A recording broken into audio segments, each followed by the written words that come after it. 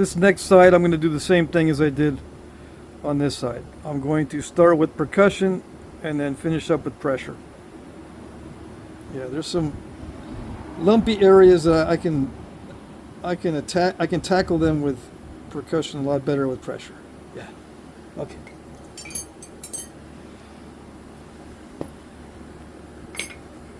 I'll switch over to pressure in a little bit. Yeah, see, it's hard for me to do that with pressure. Let's take a picture of that one. Okay.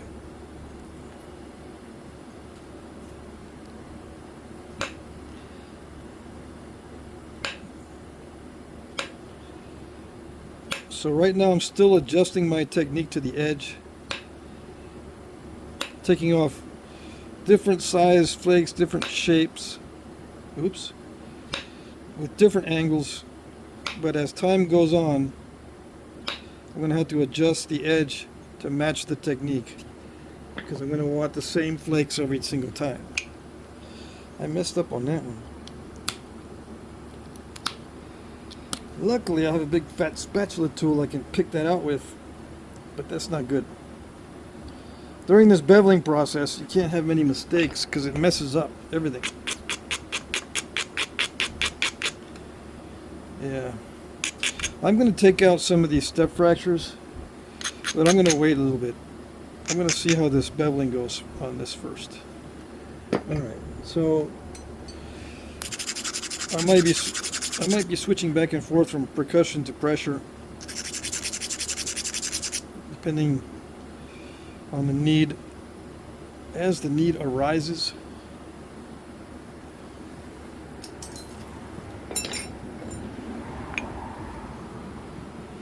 Now you might ask, well, the very tip is not going to be really twisted. No, because it's tapered down. If it was really thick at the tip, I could twist the tip even more than this. You can probably see the limits of the twist on the tip because it is tapered down. But again, if I wanted an extreme twist on the very tip, it would have to be very thick up here too. Alright, so just opportunistic right now. I'm going to take off flakes opportunistically just to get it started.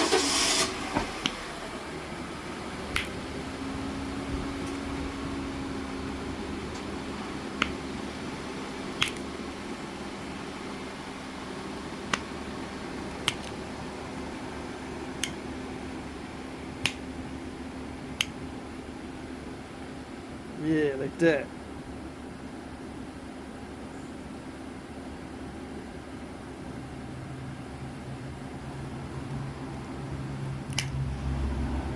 Okay, so now I'm going to have to be careful about preparing the edge.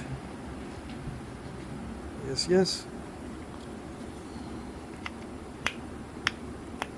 Pretty much done with the opportunistic stuff. So I'm going to move the edge a little bit more. Now,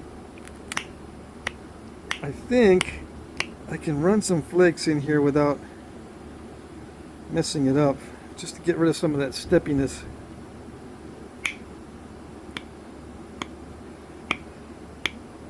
I think I might have to wait a little bit longer.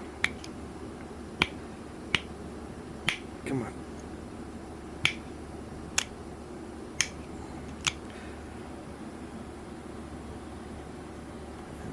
And not do it yet.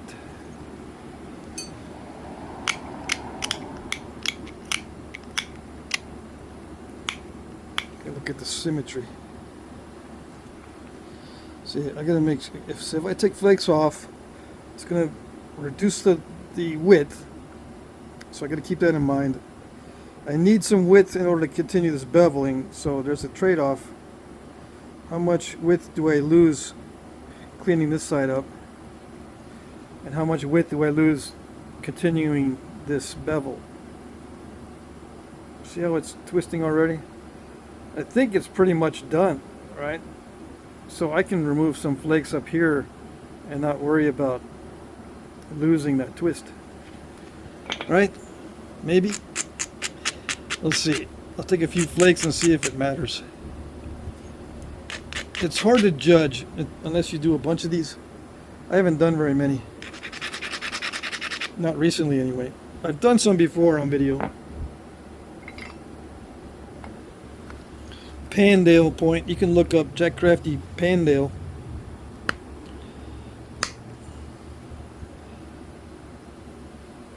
See, I can't take too much of those because it reduces the twist. But I wanted to get rid of lumps. So that's why I'm doing that. I'm going to have to abrade that some more. I'm going to have to push harder. Alright, but I'm just going to clean this up a little bit. I want it to look nice on this side as well. You know, I want it to look nice on this side. Just like this side looks pretty good. I mean, it's still a little bit crude, but this side is a lot cruder. So I'm gonna try to fix it. Maybe I should run a percussion flake. Oh, let's see. Might be able to do something with pressure. Heavy pressure. No. Yes. I scooped it.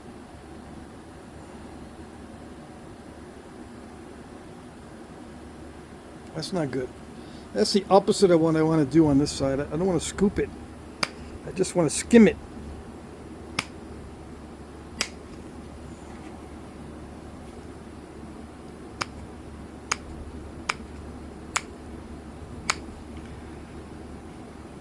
I can probably skim it better with the percussion. See, if you scoop it, you lose a lot of that twist. See that? See how much I lost right there? And it just gets worse because it took off too much. Let's try the percussion strike instead. Maybe I can get a shallower flake. Why do I get a shallower flake with percussion? Because I can just use a very tiny platform to remove a big flake. With pressure, I need a big striking area or a big pressure area to remove a big flake. With percussion, I can use a small impact area for a large flake. And thin. That's the beauty of it. One of the beauties of the indirect percussion. It's just, all I need is a very small striking area for a relatively large flake. Yeah, see? See, that isn't as much of a scoop out as that one. And this is a much longer flake. Yeah. Good? Good. Do I push my luck? No.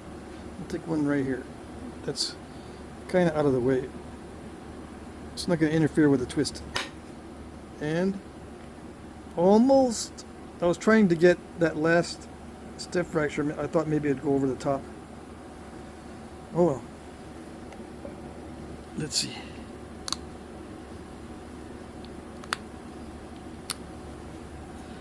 I think we're good.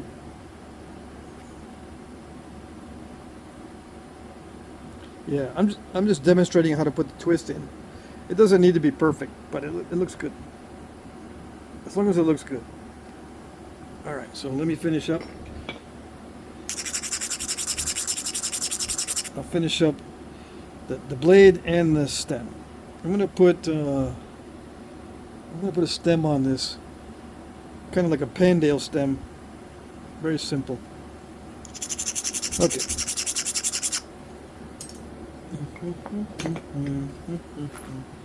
You know, I'll put some constrictions on the side here. All right. So I'll just continue the bevel.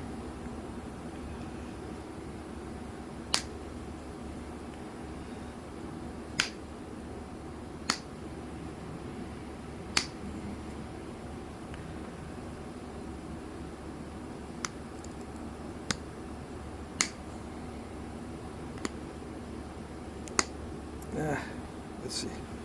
This is the trouble area now because I scooped it on the other side. I gotta be careful how I approach this. If I take too much off, it's going to mess with the symmetry.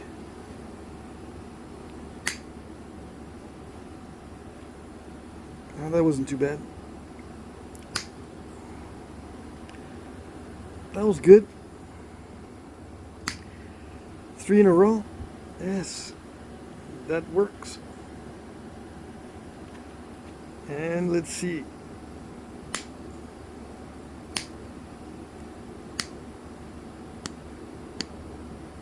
Nope, nope.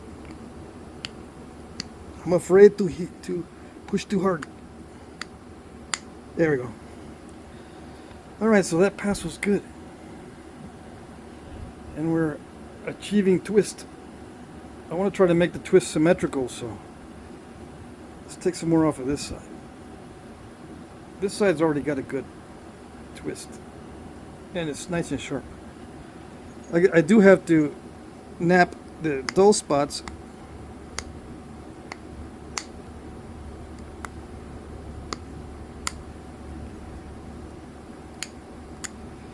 And if I want to preserve the look of these flakes, I just gotta be careful not to remove long flakes, because then it messes up the look of these flakes. You know, if you blend too much, or if you take flakes that are long, it messes with the look of these flakes. You want it to look like it's got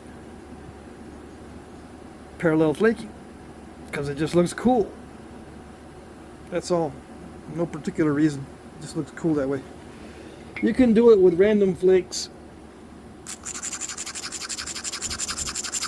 No, there's no problem with that.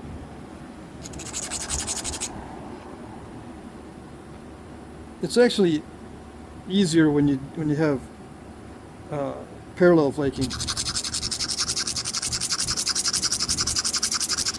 Okay. Because to sharpen it, you just need to do one pass. You don't need to figure out, okay, where am I going to take these random flakes? You just do a pass. As long as you're careful.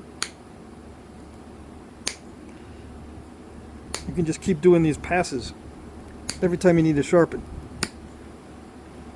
Got to make sure the previous pass does not have step fractures, and you can continue to sharpen this way. If you sharpen and you start generating step fractures, that's when you're in trouble. It'll still sharpen, but it'll be nasty looking. It scooped it out, but it didn't scoop it out correctly. Like right there, I did step it. Dang it. Sometimes I can get those out.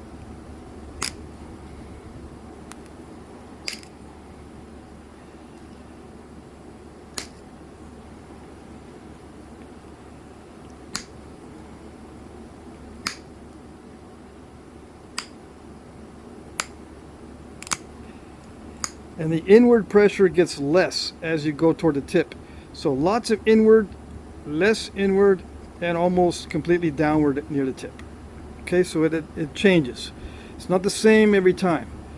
A lot of inward pressure here, and then less until you get to there. It's just mostly downward pressure. And that's true with most flaking on points on the tips.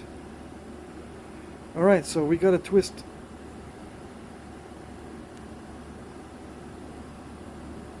And a lot of artifacts have this type of twist, where the tip is not all that twisted, but the sides look like they've been scooped out, sort of. You know what I mean?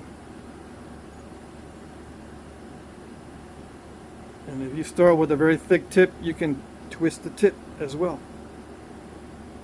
Okay? Alright, so I'm just going to tidy up the dull spots by downward pressure, looking at the symmetry from above. It doesn't need to be perfect.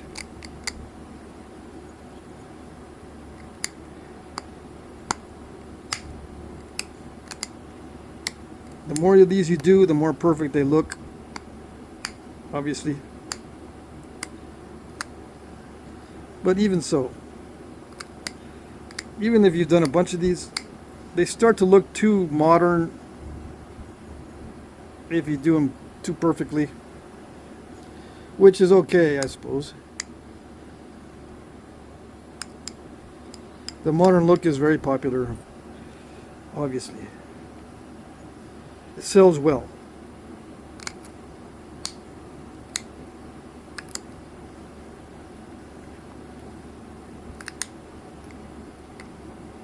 Back in the day, they didn't care too much about perfection. In most cases. Some cases, yeah, they had OCD, alright?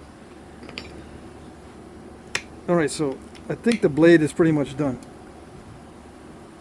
It's symmetrical from the face. Looking at it from the face, it looks pretty good as far as tapering there, and it's got a twist. So see how thick it looks there? Now if I turn it slightly, it looks thinner. See that? That looks thick here, and then turn it, it gets a little bit thinner. So it looks thinner when you turn it.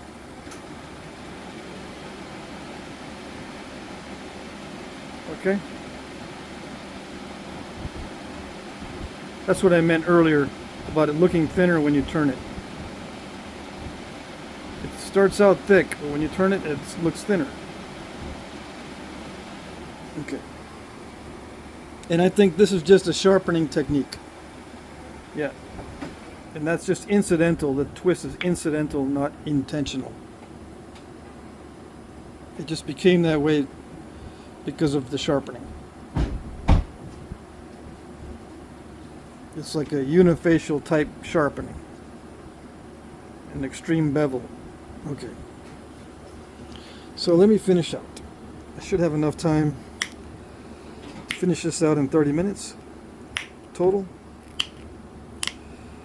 Remove the dull spots from the sides.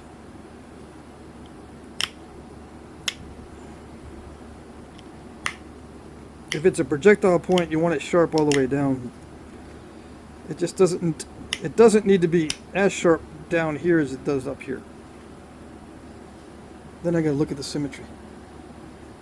Alright, so. And sometimes on these twisted points, the blade is twisted one way and the stem is twisted the other way. I could do that too. See how it dips down here? I could have it dip or rise up there. It dips down and rises up there. I could do that.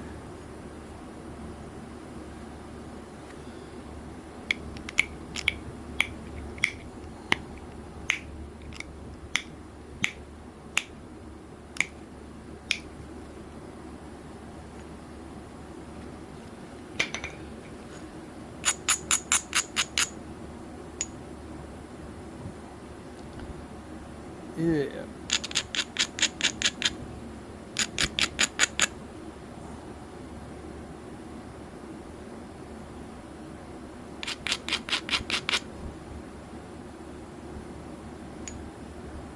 I should take a flake here, huh?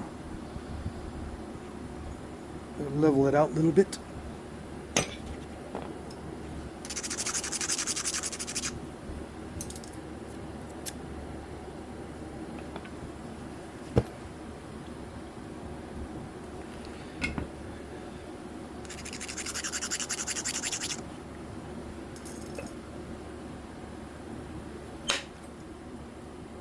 Nice. What I mean by leveling it out is it's not an abrupt jump between the two curves in the blade. This side looks good. There's an even curve, and this side is now more even than before. And it looks kind of cool. All right. Let's see. Let's finish. Symmetry, is a symmetry there? Are we there yet?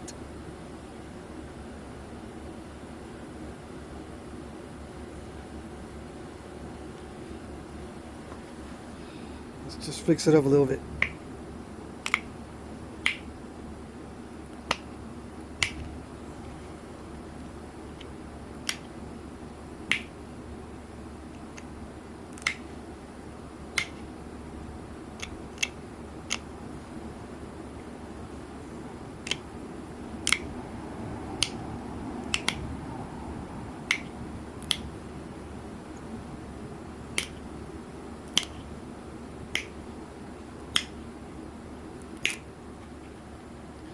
This is actually high grade material.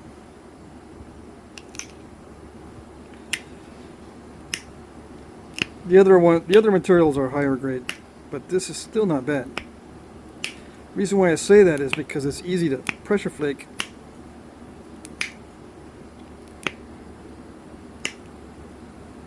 Yeah, relatively speaking, that was easy peasy to pressure flake.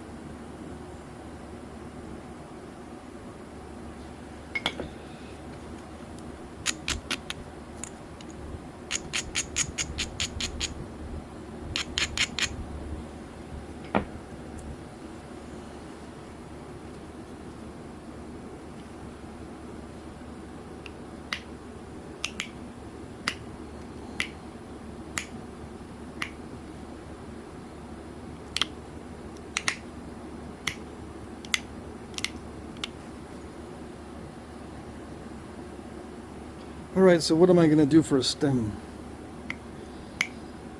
I don't know yet.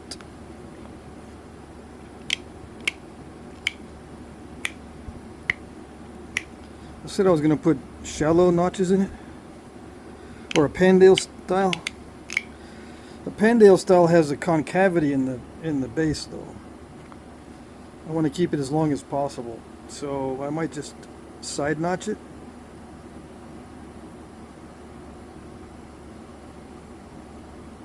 Let me see.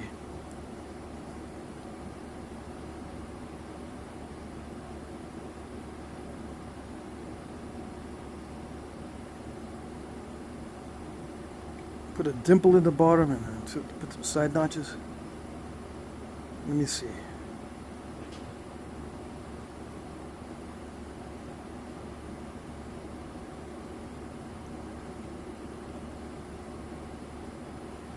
Yeah.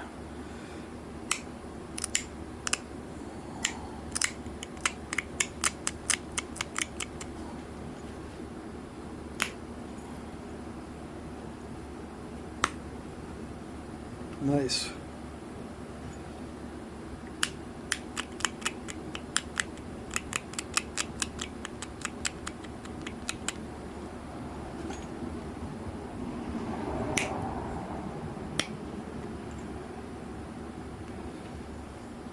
And then some side notches.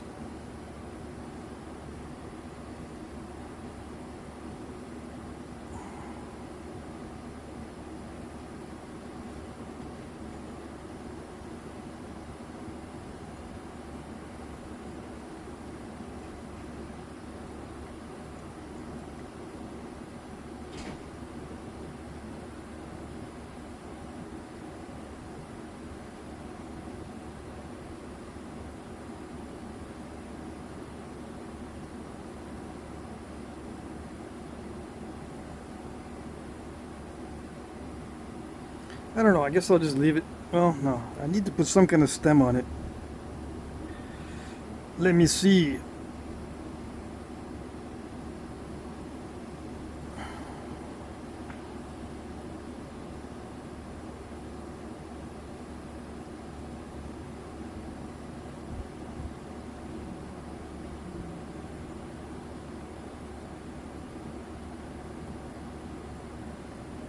No, I'll just leave it.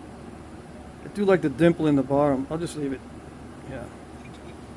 Okay. So that's the stem. I put a little dimple so I can run some thinning flakes from the base. And that's it. I like it. I don't want to ruin it. You can see a nice curve. See that? If I put a stem on it, I might lose that nice flowing curve.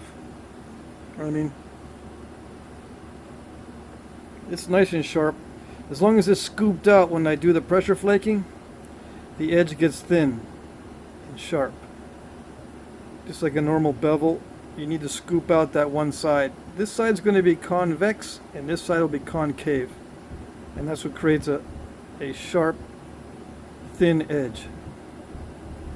There's a little bit of a dull spot right there.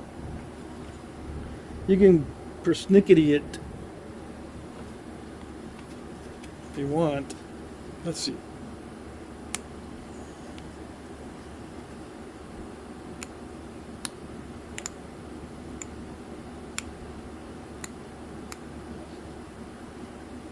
There's just a little crack right there. That's all right. It's still sharp. Yeah, it's still pretty sharp. So the upper half definitely needs to be sharp on a projectile or a knife. Lower half maybe not so much, but it is sharpened. It just picked. Yeah. All right, so that's it. There you go. I'm gonna take a photo in this view and this view. Yeah.